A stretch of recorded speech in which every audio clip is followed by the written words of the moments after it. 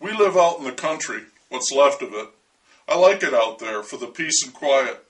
I can work at home on the computer and service clients thousands of miles away. A few years ago, I wanted a pond put in on my property. I hired an independent contractor to do the job. The land needed to be regraded quite severely, and because of a combination of things, the work took several weeks. I watched the progress with interest and was particularly impressed by the heavy equipment operator. He was so adept with a bulldozer that he made the huge, clanking, roaring earth mover appear to be light on its treads. Chuck was a bulldozer himself, a big man with a full reddish-blonde beard who weighed over 300 pounds. The other workmen called him Grizzly Adams. He was a quiet man, hard-working, kept to himself, rarely took a break except to eat. Despite his great size and strength and rough occupation, he was a gentleman. I knew that from talking with him. He was very soft-spoken, a man who used his words as if he'd chosen carefully from a limited supply, and because once when he was driving me to another site in his pickup truck to show me the work he'd done, a squirrel darted out into the road. Chuck braked and swerved, wincing in sympathy.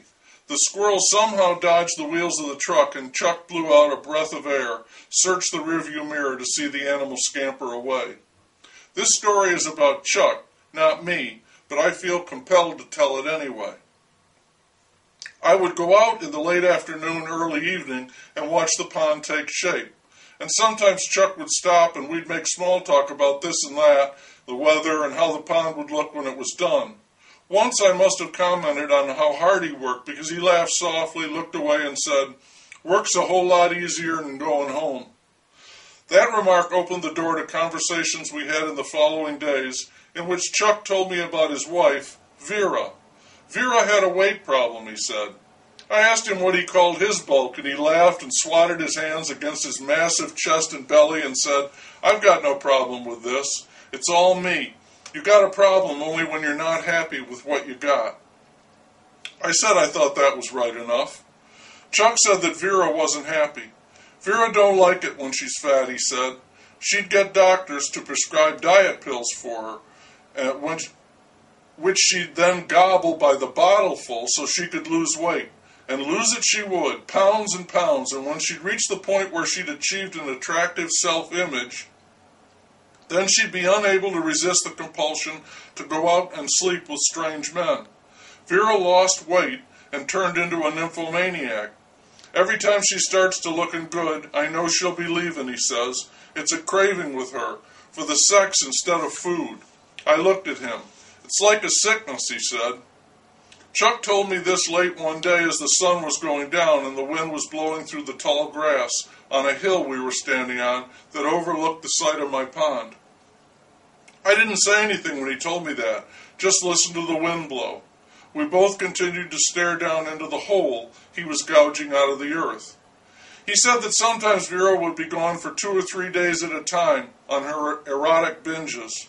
Couldn't help herself, he said. She'd tried therapy, but that didn't work. The last time she tried it, she'd run off with a therapist. That had really bothered Chuck because the guy had the nerve to send him a bill, too. That just didn't seem right to me, he said. I never paid it, and I never will. Chuck said he thought it was maybe the pills that got her so hepped up. That was the way he put it.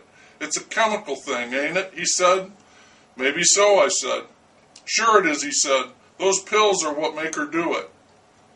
Then she'd come back when she was done, embarrassed, apologetic, and she'd stop taking the diet pills, start gaining weight again, put on 60 pounds in a month, hate herself, hate everything and everybody, and take it all out on Chuck. She don't really mean to, he said. I'm the only one around. She don't go out when she's fat.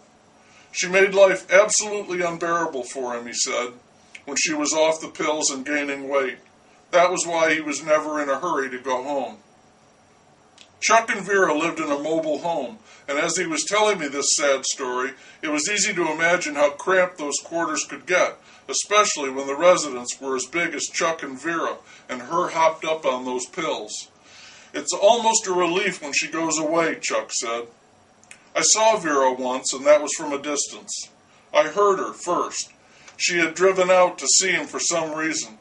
She was standing by her car, and he was sitting up on the driver's seat of the bulldozer.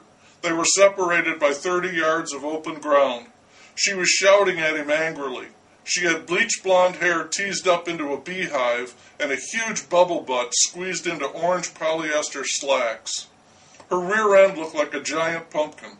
She kept shouting louder and louder until finally Chuck started the bulldozer and drowned her out with the engine's roar. Vera got into her car and drove away. I turned and went back into the house.